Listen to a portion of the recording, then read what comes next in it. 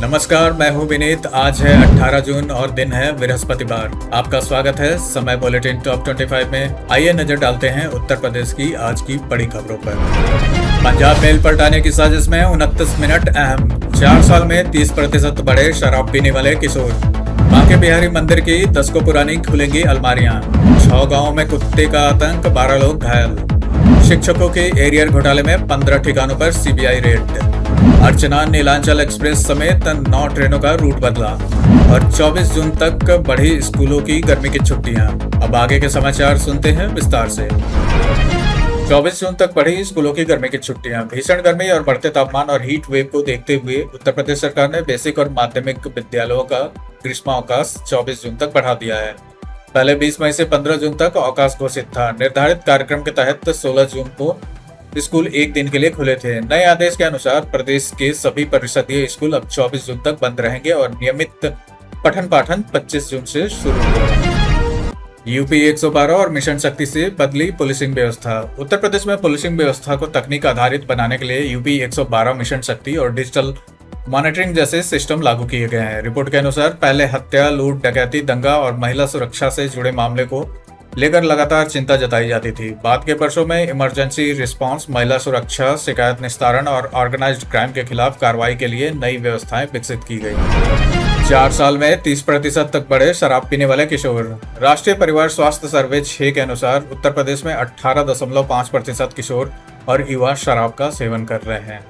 सर्वे 5 में यह आंकड़ा 14.5% था, यानी 4 वर्षों में करीब 30% की वृद्धि हुई है। रिपोर्ट के अनुसार राज्य में हर छठा किशोर युवा शराब पीता है। महिलाओं में भी शराब सेवन का प्रतिशत 0.3 दर्ज किया गया है। बांके बिहारी मंदिर की 10 को पुरानी अलमारियां खुलेंगी।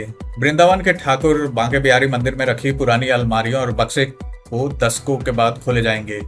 मंदिर कॉरिडोर के लिए गठित हाई पावर्ड कमेटी ने यह फैसला लिया है। प्रक्रिया शुरू कर दी गई है। कमेटी की 16वीं बैठक में ठाकुर जी के 200 किलो स्वर्ण जड़ित झूले के जीर्णोद्धार को भी मंजूरी दे दी गई है। बैठक में अतिक्रमण हटाने और ई रिक्शा संचालन पर नियंत्रण से जुड़े फैसले भी लिए गए। पंजाब मेल को पलटाने की साजिश में 29 मिनट अहम। लखनऊ के दिलकुशा क्षेत्र में पंजाब मेल को पटरी से उतारने की कोशिश की जांच जारी है। जांच में 2 ट्रेनों के गुजरने के बीच 29 मिनट का अंतर सामने आया है। पहली ट्रेन 1:36 को ट्रैक से गुजरी थी, तब पटरी साफ थी। पंजाब मेल 2:05 पर पहुंची, तब ट्रैक पर करीब 50 किलो का लोहे का एंगल रखा मिला। पुलिस, जीआरपी, आरपीएफ आसपास के सीसीटीवी फुटेज खंगाल रही है। डिफेंस कॉरिडोर और ब्रह्मोस से बड़ी यूपी की ताकत। उत्तर प्रदेश में डिफेंस कॉरिडोर और ब्रह्मोस मिसाइल उत्पादन परियोजना को रक्षा क्षेत्र की बड़ी उपलब्धियों में गिना जा रहा है। राज्य के विभिन्न जिलों में डिफेंस कॉरिडोर के तहत निवेश और उत्पादन इकाइयों का विकास किया जा रहा है। ब्रह्मोस जैसी आधुनिक रक्षा प्रणाली के उत्पादन ने प्रदेश को रक्षा विनिर्माण के क्षेत्र में नई पहचान दी है। परियोजनाओं का केंद्र और औद्योगिक निवेश और रक्षा उत्पादन क्षमता बढ़ाना है। नीट अभ्यर्थियों को बस किराए में 50% छूट। नीट यूजी 2026 परीक्षा में शामिल होने वाले अभ्यर्थियों को 20 और 21 जून को यूपी रोडवेज बसों के किराए में 50% छूट मिलेगी। यूपीएसआरटीसी ने इस संबंध में आदेश जारी कर दिया है। छूट का लाभ लेने के लिए अभ्यर्थियों को प्रवेश पत्र दिखाना होगा। कंडक्टर फोटो और परीक्षा तिथि का सत्यापन करने के बाद ईटीआईएम मशीन से रियायती टिकट जारी करेंगे। 18 राज्यों में बारिश, कई इलाकों में तेज आंधी का अलर्ट। भारत मौसम विभाग ने 18 जून के लिए 18 राज्यों में बारिश का पूर्वानुमान जारी किया है। मौसम विभाग के अनुसार पूर्वोत्तर और दक्षिण भारत के कई हिस्सों में भारी वर्षा हो सकती है। उत्तर पश्चिम और मध्य भारत के कुछ इलाके गर्मी और लू की चपेट में रहेंगे। कई क्षेत्रों में 80 किलोमीटर प्रति घंटे की रफ्तार से तेज हवाएं चलने की संभावना भी जताई गई है।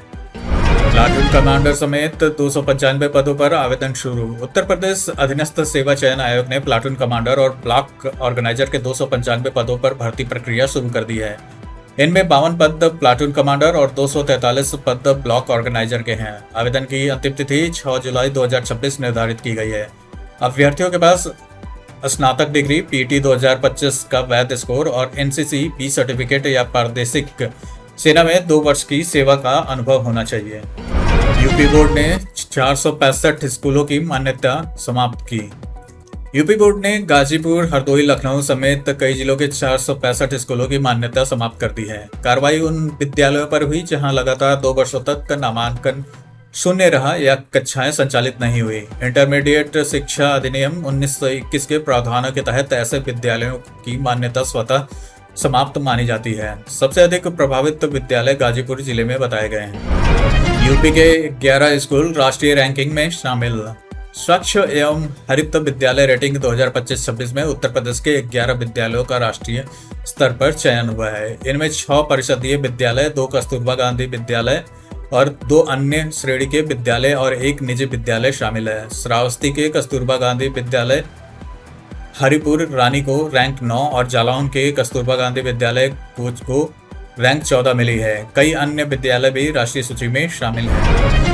6 गांवों में कुत्तों का आतंक, 12 लोग घायल। गोंडा जिले के खोड़ारे थाना क्षेत्र में 6 गांव में एक आवारा कुत्ते ने 12 लोगों को काटकर घायल कर दिया है। हमले में घायल लोगों के उपचार के लिए CHC भेजा गया है। गौरा बुजुर्ग, रघवापुर, बुकनपुर, गाजीपुर, बनगवा और मनीजोत गांव भी प्रभावित है। दूसरी ओर बाराबांकी में एक लकवाग्रस्त बुजुर्ग की कुत्ते के हमले में मौत हो गई है। घटना के बाद ग्रामीणों ने कुत्ते को मार दिया। सपा में बड़ी टूट का दावा, राजभर का नया बयान। कैबिनेट मंत्री और SBSP अध्यक्ष ओम प्रकाश राजभर ने समाजवादी पार्टी में बड़ी टूट का दावा किया है। सोशल मीडिया पर दिए गए बयान में उन्होंने कहा कि सपा के भीतर बड़े राजनीतिक घटनाक्रम की संभावना है। राजभर ने दावा किया कि सपा के वरिष्ठ नेता रामगोपाल यादव ने केंद्रीय गृह मंत्री अमित शाह को पत्र सौंपा है। हाल के दिनों में राजभर लगातार अखिलेश यादव और सपा नेतृत्व पर हमलावर रहे। गाजियाबाद में 100 नई इलेक्ट्रिक बसों को मंजूरी। गाजियाबाद में सार्वजनिक परिवहन को मजबूत करने के लिए 100 नई इलेक्ट्रिक सिटी बसों के संचालन को मंजूरी मिल गई है। नगर विकास विभाग ने प्रस्ताव को स्वीकृति दे दी है।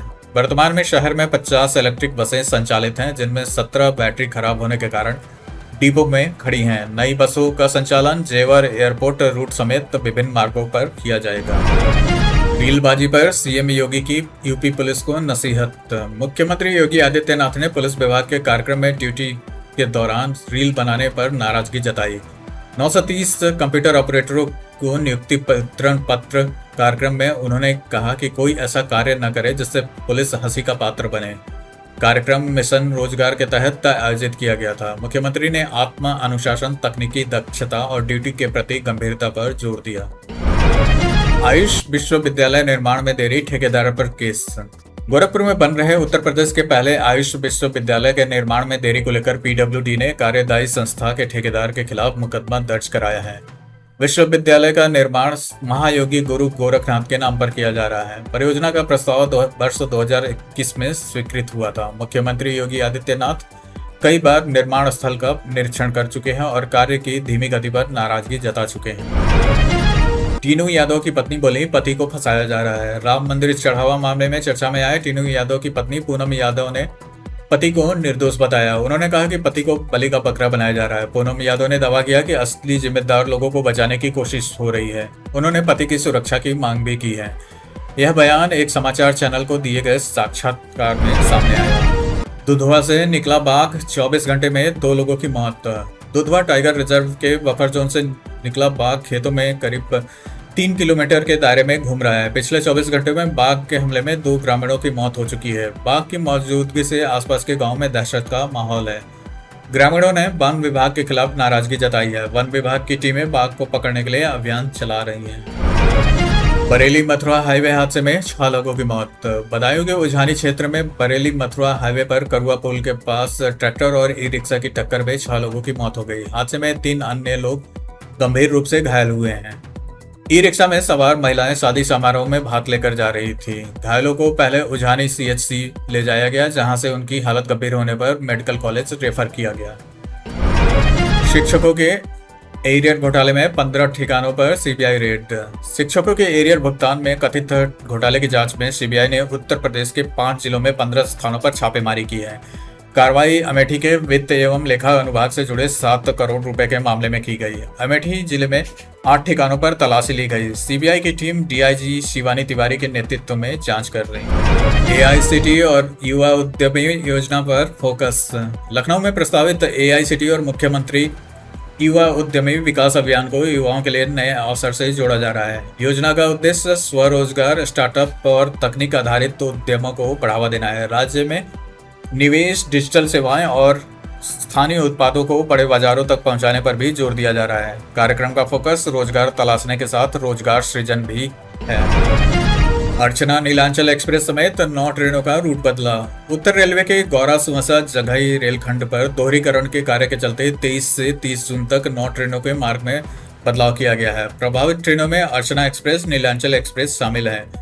यात्रियों की सुविधा के लिए वाराणसी लखनऊ इंटरसिटी का सुमसा स्टेशन पर अस्थायी ठहराव बढ़ाया गया है। रेलवे ने यात्रा से पहले ट्रेन की स्थिति जांचने की सलाह दी है। युवक को बिना जानकारी 10 करोड़ का लोन, जांच शुरू। देवरिया के बरहज क्षेत्र में एक युवक के नाम पर 10 करोड़ रुपए का लोन लेकर कंपनी चलाने का मामला सामने आया है। बड़का गांव निवासी देवेश मिश्र को इसकी जानकारी तब मिली जब उनकी संपत्ति से जुड़ी जानकारी राजस्व विभाग से मांगी गई।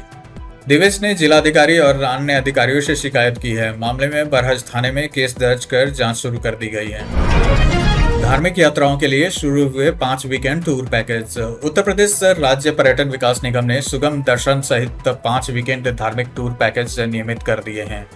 इन पैकेजों के तहत लखनऊ से अयोध्या और नैमिष नारायण, जबकि प्रयागराज से अयोध्या, चित्रकूट और विंध्याचल धाम की यात्राएं कराई जाएंगी। श्रद्धालु सप्ताह में 3 दिन तक निर्धारित पैकेजों के माध्यम से धार्मिक स्थलों की यात्रा कर सकेंगे। सेवाएं इसी सप्ताहांत से शुरू होंगी। यूपी के 75 जिलों में होंगे 14 ऐतिहासिक नाटक। भारतेंदु नाट्य अकादमी ने क्रांतिकारियों, साहित्यकारों और ऐतिहासिक व्यक्तित्वों पर आधारित 14 नाटकों के मंचन की तैयारी शुरू कर दी है। इन नाटकों का प्रदर्शन उत्तर प्रदेश के सभी 75 जिलों में किया जाएगा। नाट्य संस्थाओं से 30 जून तक प्रविष्टियां मांगी गई हैं। चयनित संस्थाएं विभिन्न जिलों में मंचन करेंगी। योजना मुख्यमंत्री योगी आदित्यनाथ के निर्देशन पर तैयार की गई है। इसी के साथ आज की खबरों का सिलसिला हम यहीं समाप्त करते हैं। अगर आपको लगता है ऐसी खबरें जरूरी है तो चैनल सब्सक्राइब करके जुड़े रहिए।